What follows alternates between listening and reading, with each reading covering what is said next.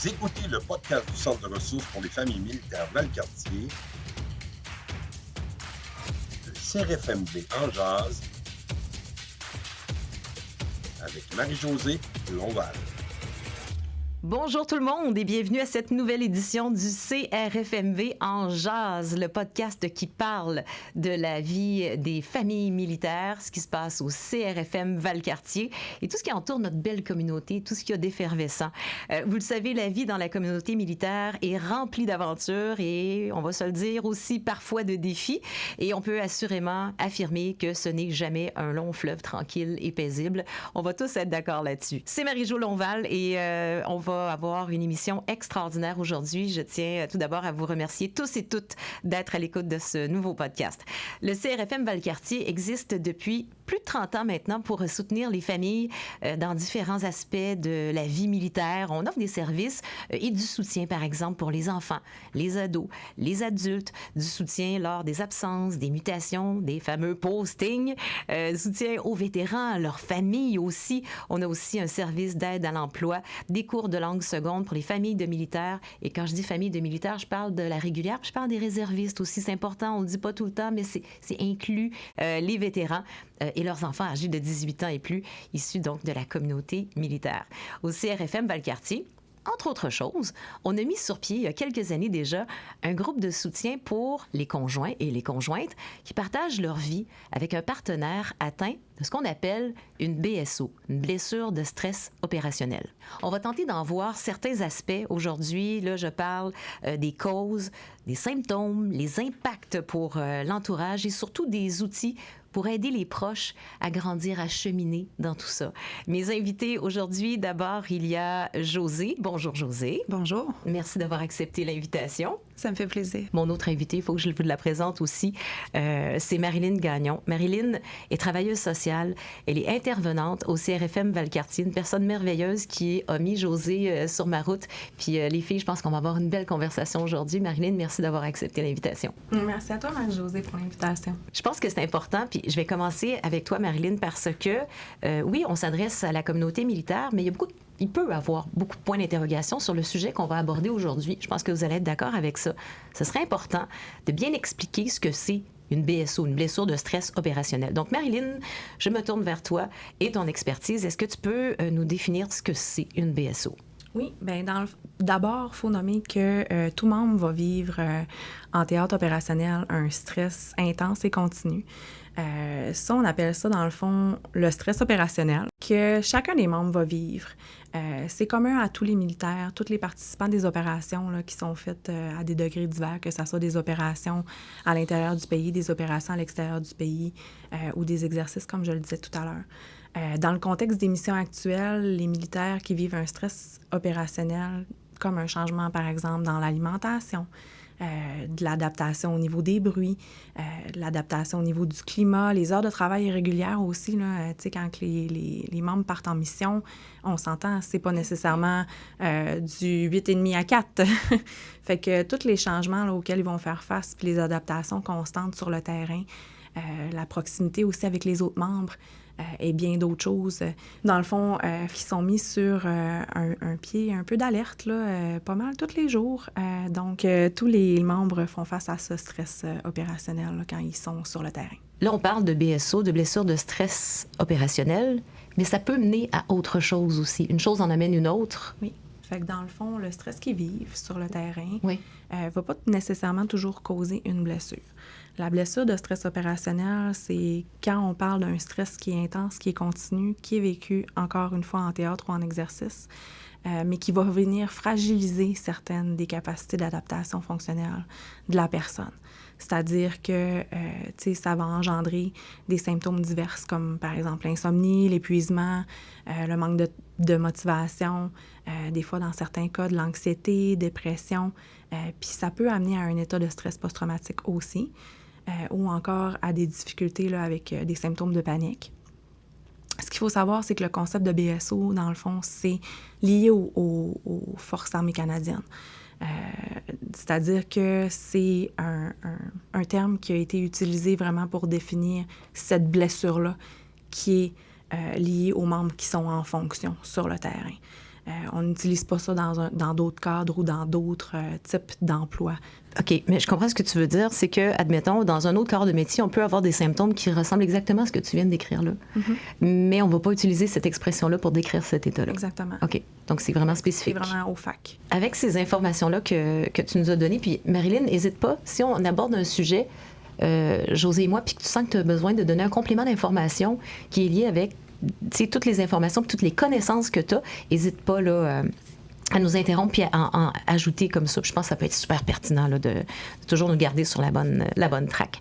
Donc, moi, Josée, parce que je vais me tourner vers vous, parce que là, on va entrer davantage dans votre vécu.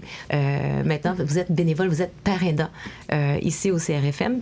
Puis on va parler un peu de votre vie personnelle. Puis moi, je veux que vous le sachiez dès le départ. Si j'aborde un sujet d'une façon, ou si vous sentez que c'est trop pour vous, c'est trop intrusif, c'est-à-dire dans votre vie privée, dites-le moi. Puis on est bien à l'aise, puis on va procéder autrement, puis on va changer, puis on va aller dans une autre direction sans problème. Parfait. Excellent. Josée, vous êtes conjointe de militaire. Vous êtes en couple depuis combien de temps? 15 ans. Et, tu sais, les belles années, là, pas de nuages, puis tout va bien, puis tout ça, on évalue à peu près à combien d'années? En fait, avec le recul, je dirais probablement quelques mois. OK. Parce qu'il y a tellement eu d'épisodes. Il y a comme eu un épisode où ça va bien, mais après ça recreuse. On est une famille recomposée. Donc, il y a eu tout l'ajustement de mettre tout le monde ensemble pendant le processus. Il y a le fait aussi que pendant de nombreuses années, mon conjoint avait probablement sa blessure non diagnostiquée, non avouée, pas volontairement, mais parce que il y a un besoin de performance, il y avait un besoin pour lui de ne pas se faire expulser des forces, quoi que ce soit. Donc, pendant vraiment plusieurs années, c'est quelque chose qui était refoulé. Donc là, pour de vrai, là, c'est probablement depuis cet été, je pense que c'est... j'ai l'impression d'avoir un peu retrouvé la personne que j'ai connue avant l'Afghanistan, en fait. Donc, c'est très, très récent. Quels ont été, selon vous, Josée, les premiers signes qui vous ont alerté? Je comprends que ça devait être dur à discerner parce qu'il y avait beaucoup de nouveaux. Ce que je comprends, c'est que ça a commencé quelques mois, puis quand on commence une relation après quelques mois, on est encore en train de s'adapter à la personne qui est dans notre vie, tout ça, distinguer ce qui fait partie de quelque chose qui est alertant et qui ne l'est pas. C'est pas évident. Qu'est-ce que vous avez vu? Il y a quand même eu un changement assez drastique de comportement entre mon conjoint début de relation juste avant le départ en déploiement et le retour, parce qu'on faisait... Oui, il y a toute la nouveauté, on fait des sorties avec ou sans les enfants et tout ça, des sorties en amoureux, mais au retour, une fois la décompression faite puis qu'on a embarqué dans une routine, les moments juste à deux étaient quand même pas pareil. Il y avait beaucoup de froideur, de distance, d'hypervigilance très, très, très intense, que ce soit seul ou avec les enfants, les feux d'artifice, les bruits soudains, une porte qui claque, c'est incroyable. L'hypervigilance, j'aimerais ça que vous m'en parliez juste un petit peu. En fait, c'est que j'aimerais ça que vous me donniez des exemples, là, comment ça se traduit. Là, vous dites claquer une porte. Qu'est-ce que ça engendrait là, comme réaction? C'est démesuré comme réaction parce que, admettons que je claque la porte d'armoire sans faire exprès, je suis pas fâchée ou quoi que ce soit, mais bon, j'échappe le panneau, puis la porte claque. Oui. La réaction de mon conjoint à ce moment-là était... ça va être un sursaut, ça va être un cri, ça va aussi être de la colère, ça va être « mais voyons, pourquoi t'as fait ça? » Puis ça va tomber un peu dans l'accusation parce qu'il n'arrive pas à gérer l'émotion en dessous. Lui, ça a fait monter. C'est pas la porte, là, c'est pas le panneau d'armoire le problème, c'est le souvenir, c'est le bruit qui est en arrière qui rappelle autre chose. Échapper une cuillère sur un plancher de céramique, c'est tous des sons qui le ramènent à quelque chose. Fait que ça a été ça. Aller au restaurant, l'hypervigilance, ben c'est sûr qu'il va être assis dos au mur face à la porte. Il va choisir son espace sur une banquette, jamais dans le fond, pas coincé, toujours prêt à partir. Un lieu public, Ikea, Costco, les grands centres où il y a beaucoup de gens, beaucoup de circulation, que ça sort de partout. Bien, on le voit tout dans le non-verbal, là, l'attitude, là, toujours aux aguets, toujours en train de regarder, il regarde, il est toujours en train de voir où est-ce que je peux me faufiler, où est-ce que je peux partir, où est-ce que je peux sortir. C'est l'hypervigilance C'est ça. constante. Est-ce qu'au fil du temps, ça vous a empêché de faire certaines sorties? Aller voir, par exemple, un spectacle, disons, Oui. au centre Vidéotron, tu sais, c'est un endroit où Oui. ça peut être peut-être stressant, tu sais. Est-ce que ça vous a empêché? Oui, pendant de nombreuses années, on n'en faisait plus du tout. OK. De ce genre d'activité-là. Un peu avant la pandémie, on avait recommencé à aller voir des spectacles d'humour. J'achetais les billets dans le fond de la salle sur un bout d'allée. Ouais. Puis lui, il avait le bout d'allée. Fait qu'il était bien parce qu'il savait qu'il pouvait partir s'il arrivait quoi que ce soit. S'il était pas bien, il était proche d'une porte, il pouvait... Fait qu'il était capable de profiter du moment. Vraiment, là, il était rendu là aussi dans son cheminement avec les années, là, il y a eu beaucoup de réexpositions et tout ça. Mais on était de nombreuses années à pas faire ce genre d'activité-là avec des foules ou quoi que ce soit. Là. Votre conjoint se tenait proche des sorties, proche des portes. Est-ce que c'est déjà arrivé qu'il se lève puis qu'il parte pendant un événement, un souper? Oui, mais pas dans des lieux publics. En fait, ça va arriver à la maison parce que maintenant, on a établi des stratégies que quand lui, ça devient trop, ça monte trop le stress. On a 3 enfants adultes, on a une petite fille aussi qui n'est pas vieille, qui a juste 3 ans, donc ça déplace de l'air quand on fait un souper de famille. Quand pour lui, ça devient trop, que ça parle trop fort puis que ça l'étourdit, il avertit tout le monde plutôt que de péter les plombs comme il faisait avant après tout le monde puis d'être intolérable pour tout le monde. Là. Il fait juste nous le dire, je vais me retirer un petit peu. Puis il s'en va, il descend dans la chambre, dans son bureau, il va même aller prendre une marche s'il fait beau, il peut aller dehors. Juste prendre une distance, se ramener à un niveau de stress gérable pour lui. Et après ça, il va réintégrer le groupe ou pas du tout. Des fois, il va juste dire, je mets un bruit de fond en bas puis je me couche. Parce que là, il a eu sa dose.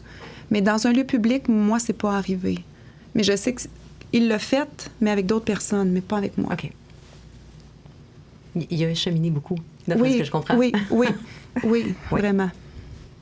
Comment, vous me dites que vos enfants, Josée, sont rendus grands. C'est des adultes, puis là, une petite fille là, qui s'est jointe. Félicitations, d'ailleurs. C'est un bel événement dans une vie.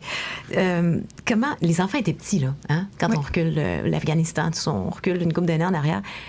Il a fallu, à un moment donné, que maman explique aux enfants qu'est-ce qui se passe. Bien, comme on a un contexte de famille recomposée, puis que c'était... nous, on a commencé à se fréquenter en 2008, puis il est parti en avril 2009. Donc, à ce moment-là, on n'habitait pas ensemble. On a fait vie commune à partir de 2010. Donc, avant ça, il y a une partie, moi, de mes beaux-enfants, que c'est pas moi que géré aujourd'hui. Ouais. Je les ai élevés, puis je dis tout le temps que j'ai 3 enfants, mais la réalité, j'en ai porté une. J'en ai porté 2 autres dans mon cœur. Je vous comprends tellement. Fait que j'ai moins participé à un certain moment quand ils étaient un petit peu plus jeunes. Mais quand ils ont vieilli, tout ça, qu'ils sont devenus adolescents, puis qu'ils étaient avec nous une semaine sur 2 en garde partagée, c'est quand même des discussions qui étaient ouvertes. Je veux dire, il n'y a jamais eu de tabou là-dessus à la maison. Là. Il n'y a jamais eu de tabou. J'ai pas de recettes toutes faites ou de... Je me souviens pas des approches qu'on a utilisées parce que c'est quand même une période tellement mouvementée que je pense qu'il y a des choses que mon disque dur a flushé. Au fil des ans, là, j'ai fait un... Fait qu'il y a des périodes de... Il y a des souvenirs de cette époque-là qui sont un peu flous, vu que ça a été tellement mouvementé. Marilyn pourrait nous le confirmer, mais moi, j'ai tendance à dire que c'est très simple quand ça arrive comme ça. Hein? Jeter du lest un peu. Hein? C'est une manière de se protéger aussi. Mm. Des fois, de mettre ses limites, des fois, de juste comme choisir ses batailles aussi. Je pense que le fait aussi, tu sais, que la surcharge que tout ça peut apporter dans une vie de famille ou le tourbillon que ça peut apporter aussi à un certain moment donné, bien, la personne doit prendre du recul puis peut-être décrocher un petit peu de certaines choses pour pouvoir reprendre l'énergie puis après ça faire mieux avancer. Oui. Il y a un moment donné où les enfants, ils sont plus petits, ils avaient leur maman aussi. Mais aviez-vous, à un moment donné, l'impression que vous teniez un peu le tissu familial à bout de bras. C'était vous, dans le fond, le lien, là, qui fait que cette famille-là, recomposée, mais c'est une famille quand même, que c'était... Josée est là, puis c'est parce que Josée est là que ça tient. Là.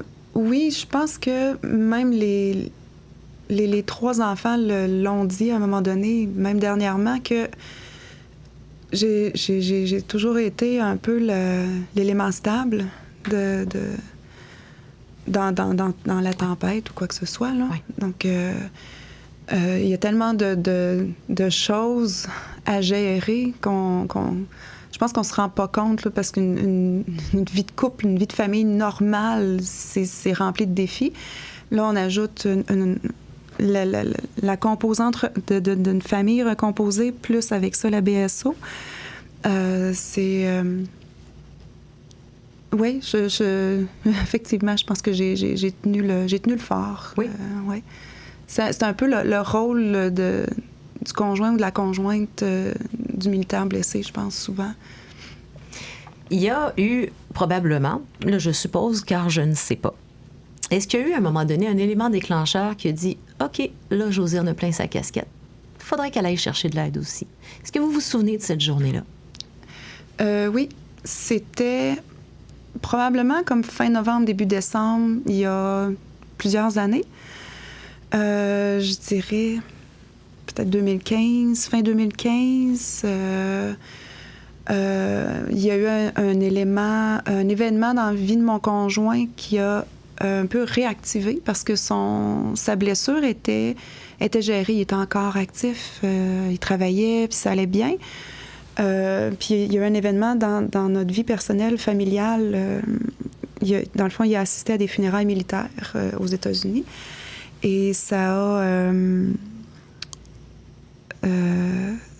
a déclenché, ça a ravivé des choses. Et c'est là qu'il a un peu repiqué du nez. En fait, pas un peu, il a repiqué du nez vraiment beaucoup. C'est ce qui l'a amené vers sa libération en 2018. Puis, mais avant ça, on était arrivé à un stade où on avait dit c'est trop, parce qu'en fait, c'est que ça éclatait, mais pour aucune raison. Tout était sujet à dispute. Okay. Donc, il n'y avait plus nécessairement de claquement de porte d'armoire, ni de bruit. N'importe quoi. Le terrain était miné. Oui. Tout le temps. C'était un champ de mine. La maison, tout, peu importe ce qu'on disait, il n'y avait plus d'entente sur la façon d'éduquer les enfants.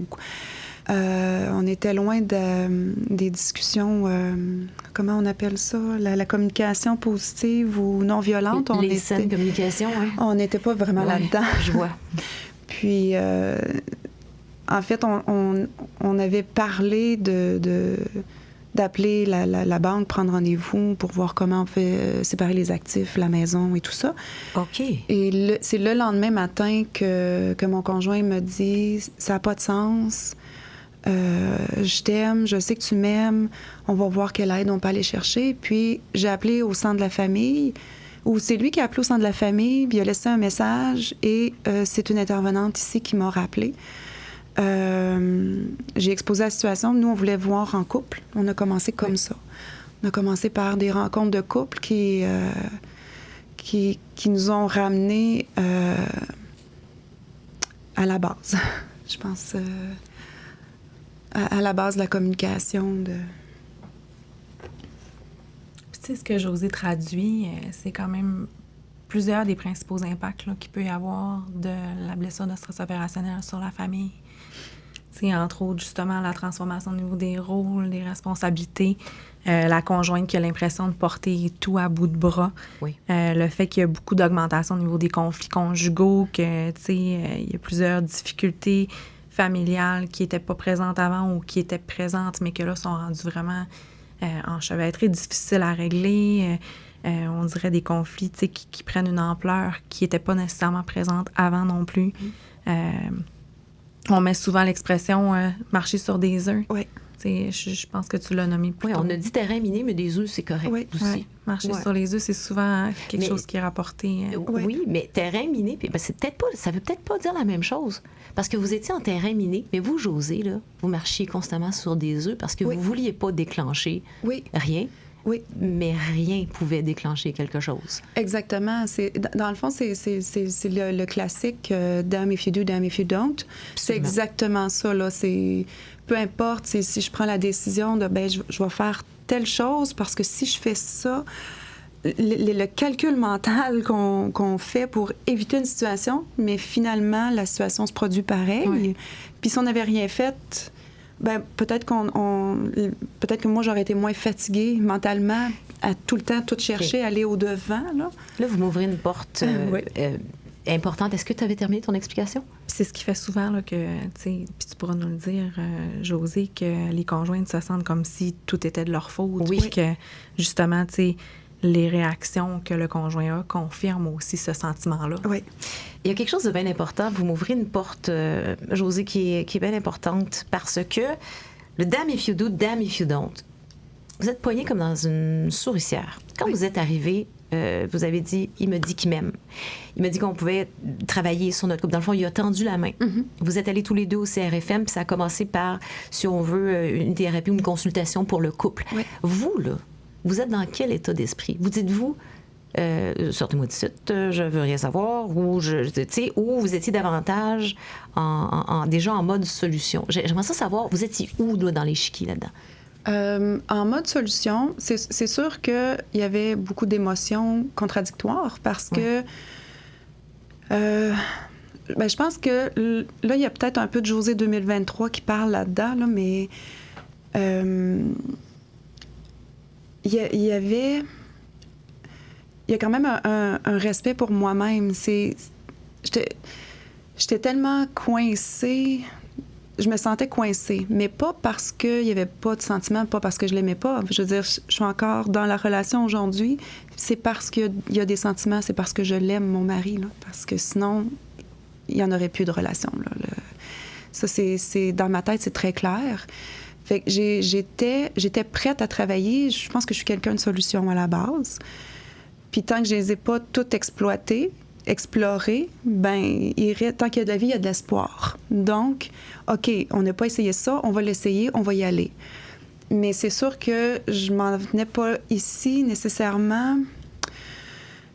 Au départ, pas très rassurée parce que j'étais pas convaincue. J'étais pas convaincue nécessairement de ce que je pouvais changer. Ouais.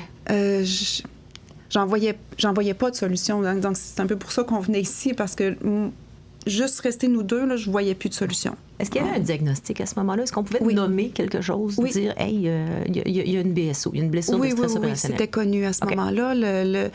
Le diagnostic était connu depuis 2009. Okay. Donc, ça, on le savait. C'est juste qu'il y avait eu un long répit où il y avait peu de symptômes, où c'était mieux géré, puis tout ça. Fait que là, on était retombés là-dedans, mais ça a été vraiment décuplé, les symptômes, quand il a rejeté. Là, après les funérailles militaires? Oui. OK. Vous êtes arrivé au CRFM, on vous a proposé en premier lieu de vous rencontrer en couple. À un moment donné, j'imagine que ça a pris une autre tournure parce que vous faites partie maintenant d'un groupe de soutien. Ça a été quoi à peu près le cheminement, ce que vous avez vécu au centre? On a fait quand même plusieurs rencontres en couple. Pour moi, ça a été vraiment révélateur parce que ça m'a aidé à commencer à prendre conscience que mes besoins comptaient. Oui. Aussi. Mais ça s'est pas fait tout de suite. C'est ça que je dis, que ça se mêle un peu avec la Josée de 2023, là, parce que c'est... Aujourd'hui, j'ai pleinement conscience que mes besoins comptent, même si ceux de mon conjoint sont plus grands.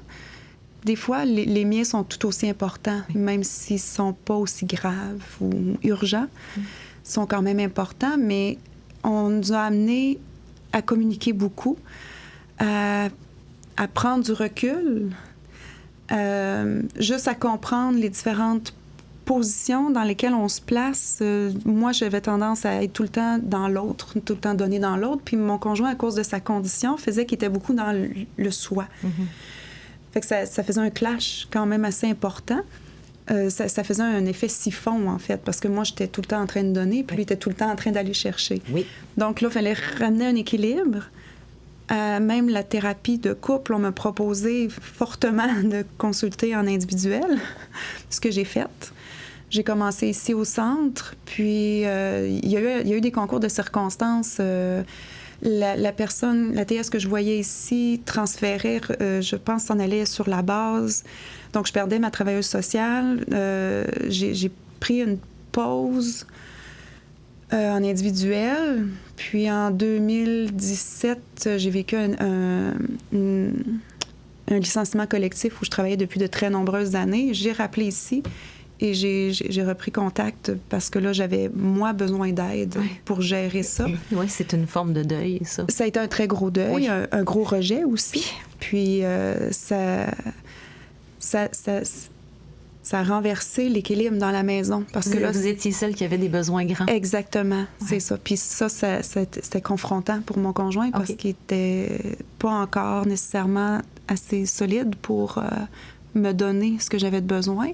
Beaucoup d'écoute, mais une limitation quand même. Fait que je suis venue chercher de l'aide ici. J'ai eu beaucoup d'aide ici. Puis après ça, on m'a dit, faudrait aller en psychologie. Fait que là, j'ai fait un suivi psychologique plus que 2 ans là, à l'extérieur. Et le groupe aussi, le groupe de soutien. Dans la ligne du temps, le groupe arrive, le groupe de soutien dont on parle pour les conjoints et conjointes de victimes d'une blessure de stress opérationnel, il arrive quand? À peu près en quelle année, si vous vous souvenez? Je pense que le groupe est né en 2018, mais moi, j'ai commencé probablement en 2019, parce qu'au début, c'est pas que je croyais pas à la force d'un groupe, mais moi, j'avais l'impression que j'avais pas besoin de ça. Moi, je comprenais pas ce que ça m'apporterait. Je voyais pas qu'est-ce qu'un groupe pourrait me donner de plus. Puis, j'avais l'impression que j'étais beaucoup plus réservée à ce moment-là aussi. Aviez-vous l'impression que c'était pas des affaires des autres, ce qui arrivait chez vous? Ben oui, c'est ça. Je veux dire, qu'est-ce que je vais aller raconter là? Ouais. J'ai rien à dire, dans le fond, c'est banal. Mais ça, c'est intéressant parce que je pense que c'est un gros mythe avec ce que c'est un groupe. Oui. Parce que je pense que quelqu'un qui n'aura jamais participé va probablement toujours penser ça. Qu'est-ce que tu veux que... c'est pas des affaires des autres. Oui. La force du groupe, va falloir en parler, Josée, à quel point ça peut, au contraire, être tellement salvateur puis faire du bien. Vous nous en parler un petit peu parce que vous êtes père aidant maintenant. Quand on dit père, c'est PAIR, vous comprenez bien. Vous êtes père aidant maintenant, aidante. Mais au départ, vous étiez celle qui avait des besoins puis qui était là pour aller chercher de l'aide. Comment ça s'est passé? Parce qu'on a réussi à vous convaincre là, d'aller les raconter vos choses au groupe. Là. Bien, en fait, c'est que la travailleuse sociale que je voyais à ce moment-là me dit on a un invité qui vient au groupe. Je me souviens pas c'était quoi. Là. C'était un ancien militaire qui avait une blessure, qui venait raconter des choses et tout ça, mais je peux pas dire plus que ça, je m'en souviens pas. Mais elle m'avait dit je suis certaine que ça va t'intéresser, viens voir. Bien, c'est sûr que l'invité arrivait à moitié, à la deuxième partie là, de la rencontre ce soir-là. Fait que la première partie, c'était consacré au groupe, à l'échange entre les femmes, parce que c'était juste des femmes. C'est ouvert aux conjoints et conjointes, Absolument. Mais c'est que des conjointes pour l'instant qui se sont manifestées. Puis, je suis allée, j'étais beaucoup en mode écoute au début, parce que c'est quand même intimidant, là. Je veux dire, il y a 10-12 personnes qui sont à divers degrés de cheminement aussi. Pas juste le cheminement personnel, mais le cheminement du conjoint, du militaire blessé, toute la procédure administrative, que ce soit de libération ou non. On n'est pas toutes à la même place en même temps. Fait que j'écoutais beaucoup, mais ça... Il y a une des participantes que ça a résonné énormément. Moi, il y a eu 2 participantes ce soir-là. Il y en a une, ça a résonné énormément ce qu'elle me disait. Je voyais une résilience incroyable dans son histoire. Ça m'a touchée beaucoup. Et il y en a une autre que c'était pour moi un message d'espoir, ce qu'elle envoyait, parce qu'elle était rendue plus loin que moi dans le processus et tout ça.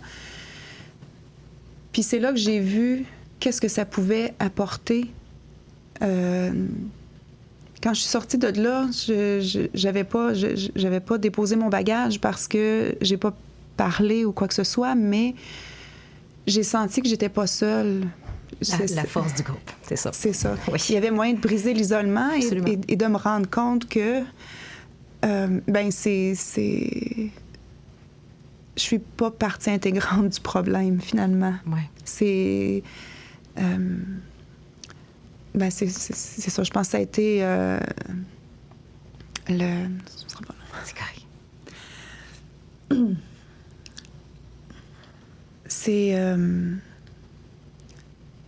C'était de voir aussi la simplicité des échanges. C'est brut. Il n'y a pas de faux semblants. C'est naturel. On parle comme ça vient. Il n'y a pas de jugement. Il y a une compréhension instantanée parce que forcément, on n'a pas le temps de finir une phrase on voit des hochements de tête. C'est OK. J'ai pas besoin d'expliquer de long en large. Tout le monde a compris autour de la table où je m'en vais, ce que je veux dire. C'est vraiment une place où on peut tisser des liens ou pas, si on veut pas. C'est libre. Mais il y a la force, juste la force de l'écoute, de dire ici, on m'écoute sans jugement. Je m'en vais pas là pour qu'on me propose des solutions. Je m'en vais pas là pour qu'on me dise sac ton camp. Je m'en vais là pour qu'on écoute le trop-plein que j'ai à déverser, que je peux pas déverser ailleurs. Ouais.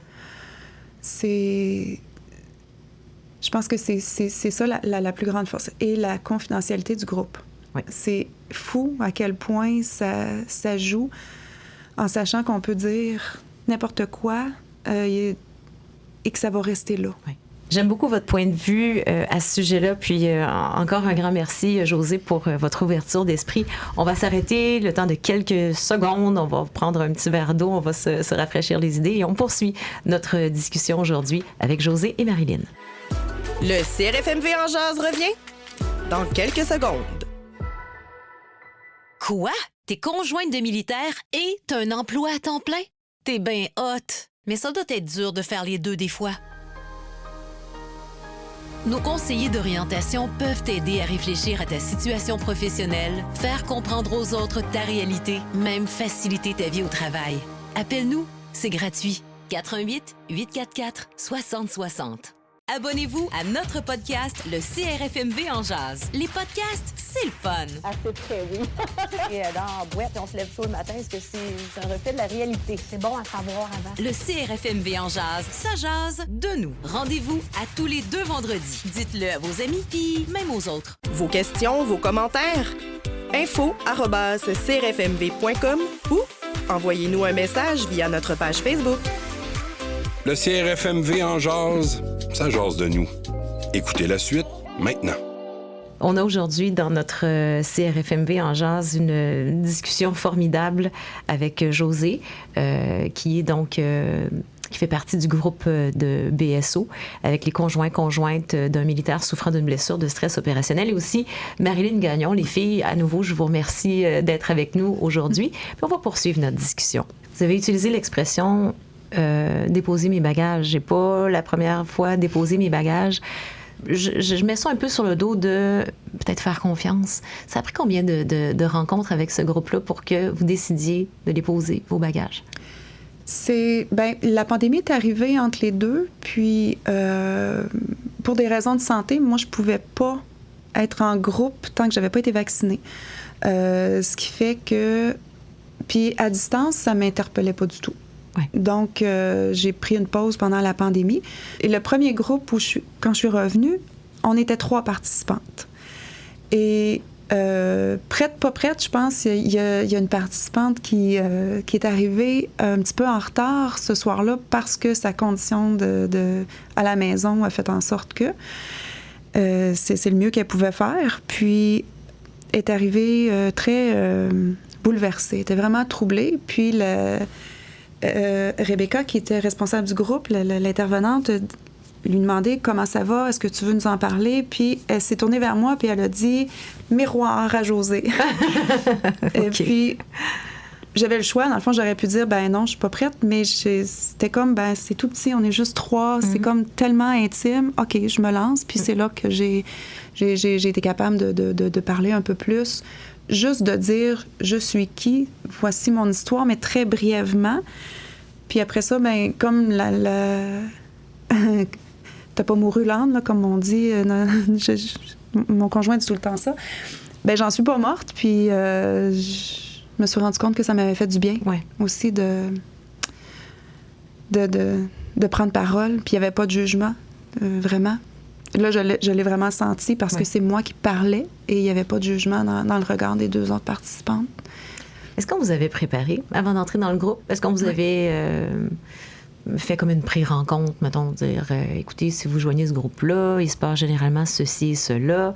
D'autres conjoints et conjointes de militaires ayant une blessure BSO et une intervenante aussi qui chapeaute les rencontres. On vous avait dit tout ça?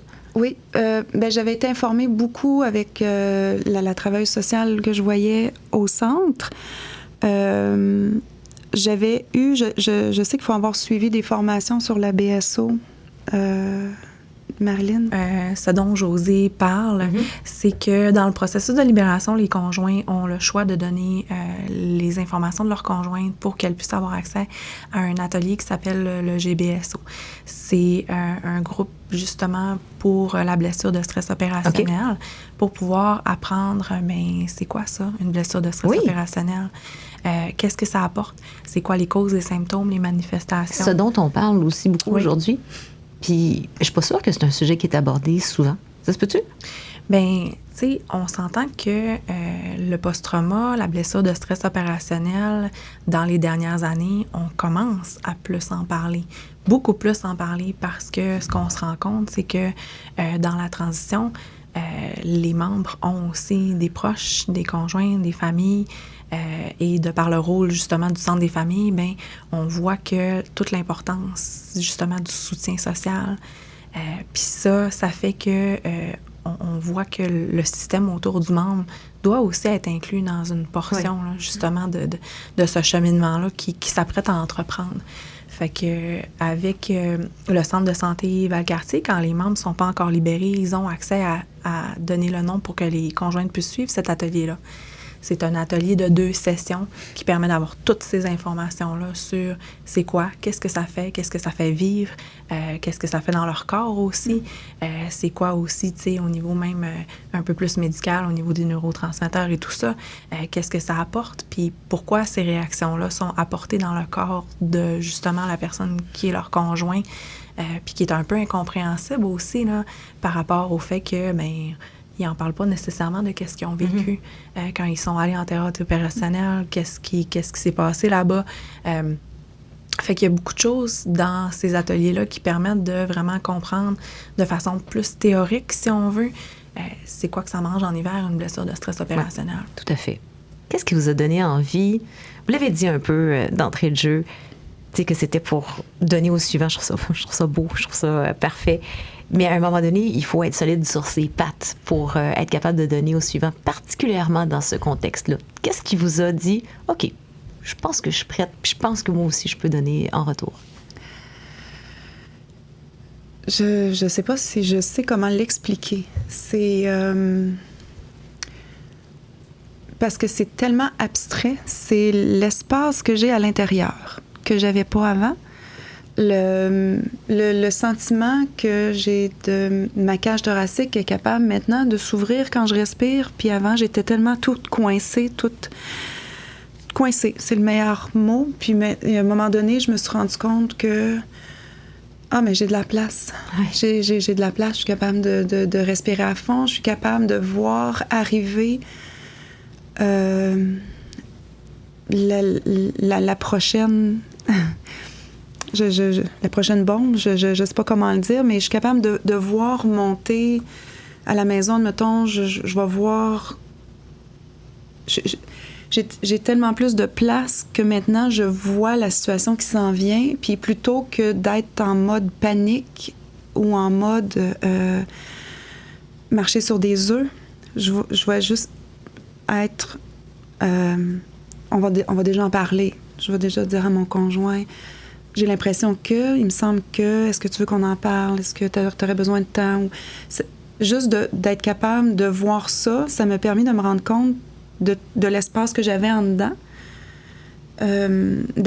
Puis moi, quand je me suis rendu compte que j'étais capable de prendre soin de moi, même si mon conjoint avait des besoins aussi importants, c'est là que je me suis dit, ben je pense que je suis prête à une autre étape. Je pense que je suis prête à aider en étant capable de ne pas le prendre sur moi.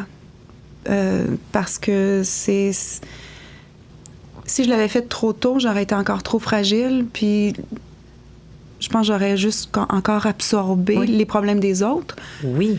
Puis c'est pas ça le but. Puis c'est là que je me suis rendu compte, OK, je suis capable d'entendre les histoires aussi épouvantables, aussi dramatiques, aussi déstabilisantes qu'elles peuvent être, ces histoires-là. Je suis capable de les entendre, mais repartir le soir en me disant, ça m'a bouleversée, mais ça m'appartient pas. Vous parliez là tantôt, Josée, de la résilience des autres. Vous avez utilisé ce mot-là, mais vous décriviez d'autres personnes que vous-même. Puis moi, je peux vous dire que depuis le début de notre conversation, on se connaissait pas avant, je n'entends que ça. Votre résilience, je l'entends, je la vois, là, je la Oui, aujourd'hui, je suis consciente que oui, j'en ai vraiment beaucoup, mais à ce moment-là, je le voyais pas. Je comprends. Oui.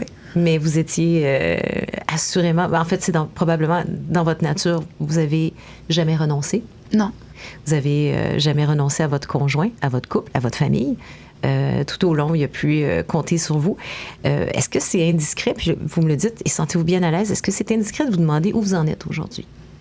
Je pense sincèrement qu'en tant que couple, on n'a jamais été aussi solide qu'en ce moment. Oui.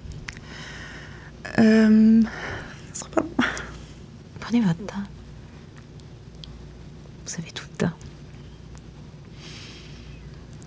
Il y a eu énormément de travail, autant de son côté que de mon côté. C'est un travail autant individuel que conjoint. C'est pas quelque chose qui se fait en vase clos. Ça demande une communication, une ouverture. Il n'y a aucune censure. Il ne peut pas y avoir de tabou. Pour moi, c'était ça, la recette. C'est s'il y a un tabou, s'il y a quelque chose qu'on ne veut pas aborder, s'il y a une place où il ne veut pas aller, OK, tu n'es peut-être pas prêt pour aller là aujourd'hui, mais à mon avis, il va falloir qu'on y aille un jour parce qu'en ce moment, c'est ça notre point de friction. Je comprends, je respecte ta limite en ce moment, mais va falloir. Puis c'est ça qui a fait qu'on a toujours continué. C'est le jour où on a compris qu'il fallait passer par une communication entièrement ouverte, c'est ce qui nous a amenés où on est aujourd'hui. Et aussi le fait que j'ai été capable de dire non. Où tu vas en ce moment, quand tu dérapes, je peux pas l'accepter. C'est aussi ça. Quand on parle de mettre ses limites, c'est ce qui est tellement difficile, mais le jour où j'ai été capable, la première fois, dans une dispute qui avait monté en épingle, je sais pas c'était parti de quoi, mais il était rendu dans l'insulte et tout ça, puis j'ai dit non. J'accepte pas ce que tu dis. Je me suis habillée, je suis partie. Je vais aller prendre une marche. J'ai mis fin à la discussion. Physiquement, de tous les moyens possibles.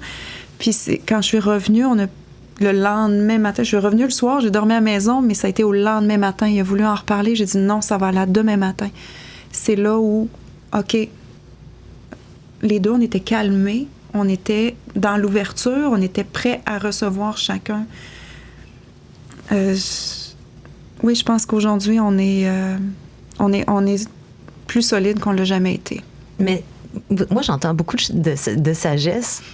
On s'est tous chicanés à un moment donné avec notre chum, puis tu sais, on s'est dit, faut pas se coucher chicaner puis régler ça.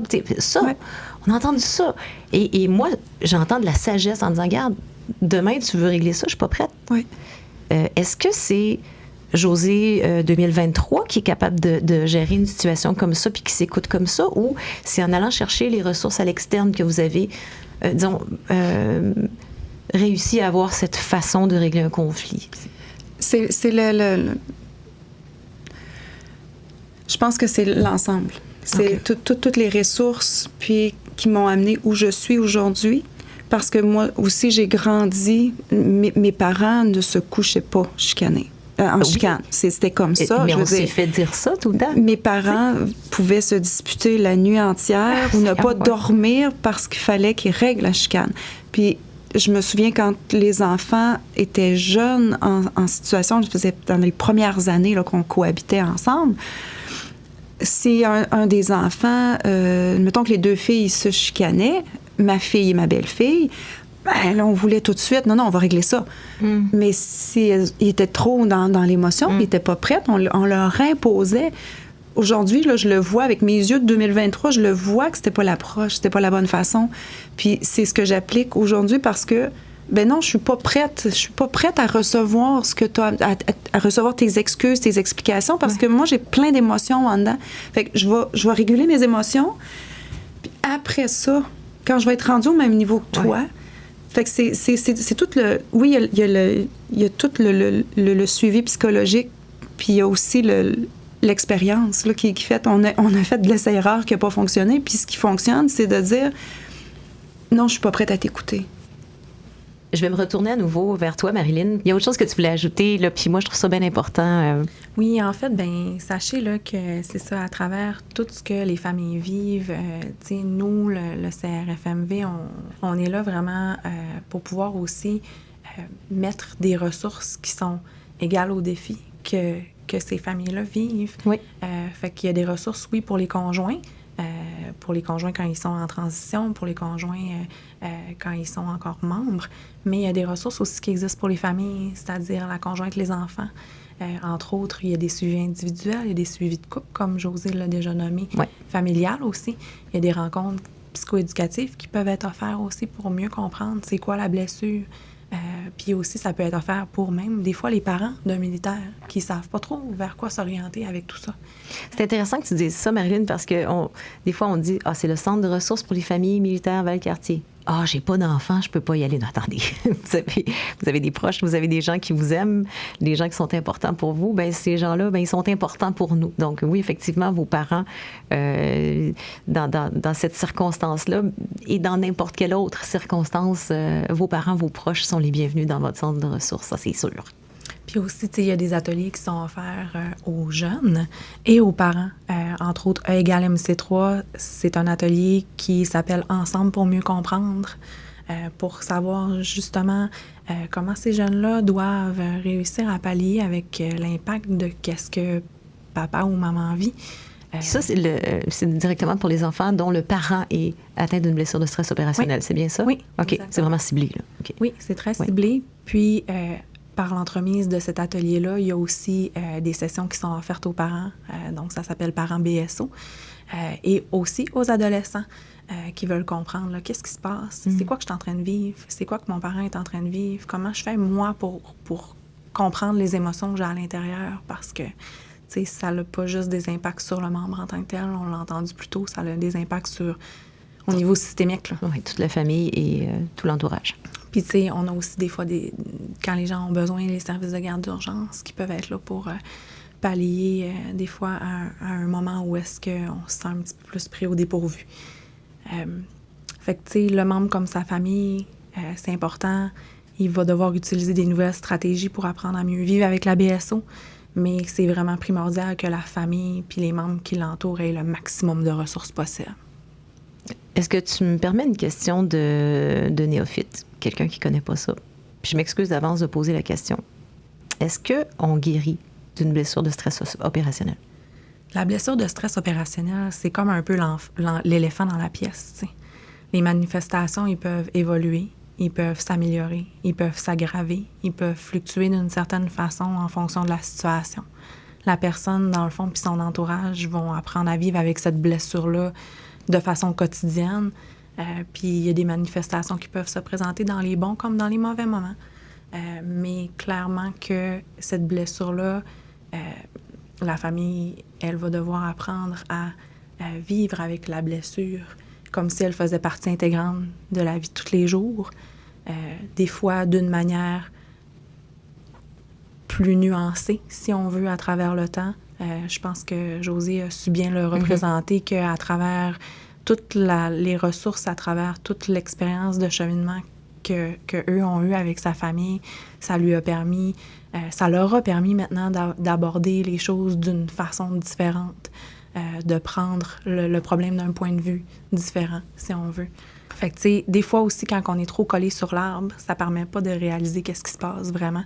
Fait qu'en prenant ce recul-là à travers l'utilisation des ressources, ben ça permet d'ouvrir sur le sujet, puis ça ouvre des portes aussi. Puis ça permet aussi de commencer à cheminer, puis l'implication du militaire dans son cheminement aussi va faire une énorme différence. Puis tu sais, généralement, quand la personne s'implique, ça devient un peu comme un coup d'épaule. Les gens qui nous écoutent, si vous vivez quelque chose, si ce que Josée a raconté, ça fait vibrer quelque chose chez vous, comme pour elle, c'est arrivé à un moment donné quand on a entendu un témoignage, ça fait écho. Si ça vous fait ça, vous n'êtes pas seul, il y a des ressources. Il y a votre centre de ressources pour les familles militaires Valcartier. Si vous nous écoutez dans votre voiture, pas besoin de se tasser sur le bord du chemin pour prendre notre adresse ou quoi que ce soit. Le podcast que vous écoutez, la description est en dessous. Nos coordonnées, vous allez tout avoir, tout va être là. Vous allez savoir comment entrer en contact avec nous. Il n'y aura aucun souci. Marilyn Gagnon, je te trouve extraordinaire. Je te remercie d'avoir participé à notre podcast. Merci beaucoup d'avoir été là. Ça me fait grandement plaisir.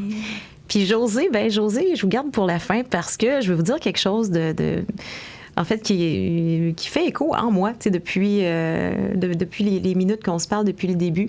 C'est que la Josée 2023, là, je suis super contente de la rencontrer, de lui parler, puis de voir à quel point elle a évolué, puis elle a grandi. Puis je suis contente aussi d'avoir entendu parler de l'autre Josée, parce qu'elle avec Je l'aime.